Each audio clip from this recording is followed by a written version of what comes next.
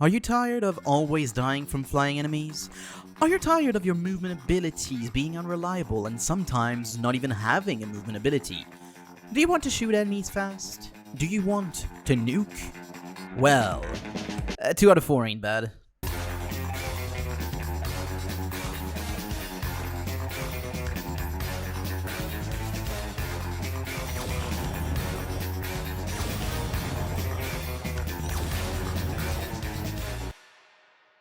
Yes, that's right. After over a year, here's another guide video. Don't thank me. At least, I made a follow-up this time. And yeah, today we're going to talk about Railgunner, the first of 2 characters that has been introduced in the Survivors of the Void DLC, alongside the Void Fiend.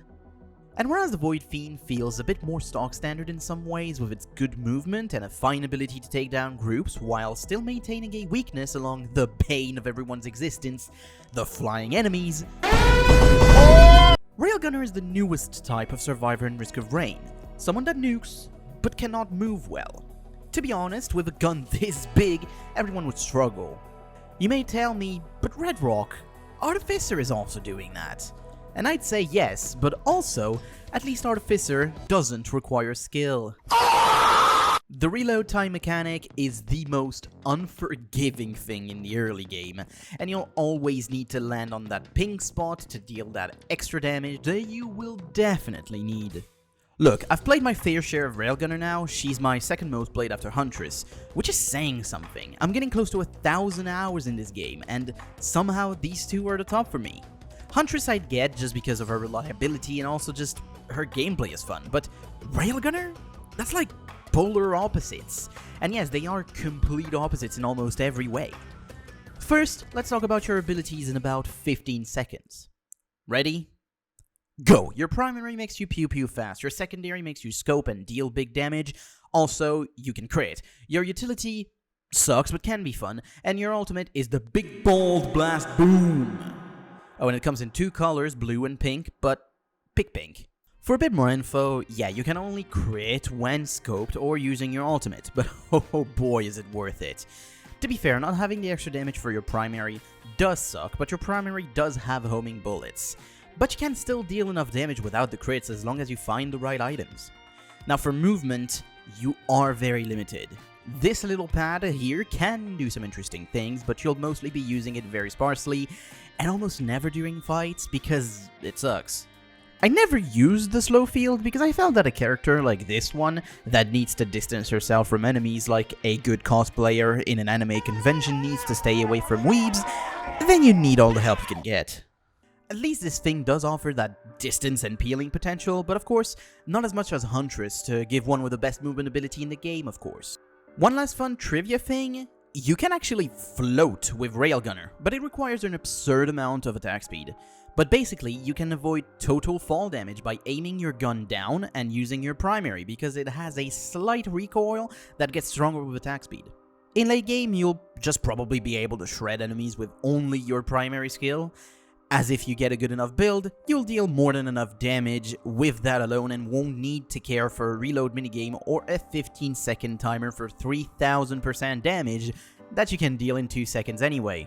The reason you're gonna play this character over others, well, there's 2. One is the sick sniper rifle. Let's be honest, this thing is absolutely ballin'. But second is also, of course, that ultimate. It looks absolutely brilliant. And I think it's the best kill in the game. Almost that alone makes the DLC worth a buy. But then again, you then would get the fucking flying mouths. I absolutely hate them. Why do you deal so much damage? The main issue I've got with this character is her reliability.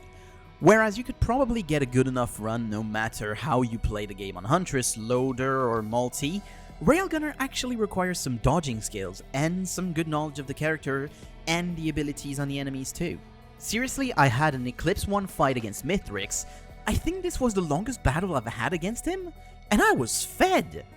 Overall, it feels like the gimmicks aren't worth the extra damage you can put out, and it ends up feeling underwhelming for what the character is supposed to be. You're supposed to be this massive one-shotter that will not get stopped by anything or anyone, and then you'll go against one of the Lunar Chimeras and your health bar will be evaporated.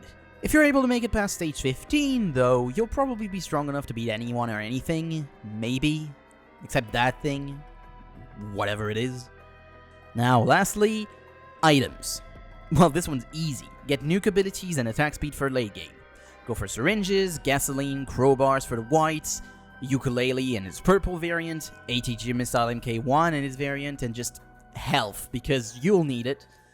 When it comes to red, just take your standard 57 leaf clovers, missile boosts, meat hooks, and just, yeah, nukes and things that have a probability to proc, because they're always the strongest. And whenever there's a 57 leaf clover, you basically win, unless you're me, and you suck.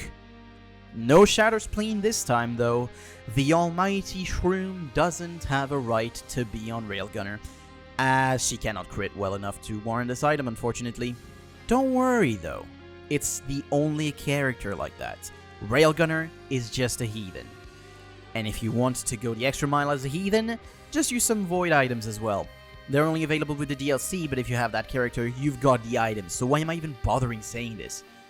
Anyway, corrupted glasses, missiles, or ukuleles, they're always quite nice, especially glasses, since you won't rely on your crits at all anyway. I think that covers about everything for Railgunner. You can go watch my previous guide about Huntress on the left side of the screen. You can also catch me on stream some days, almost every day. Just look at my Twitter, which is normally on the screen too. With that being said, take care, and see you next time.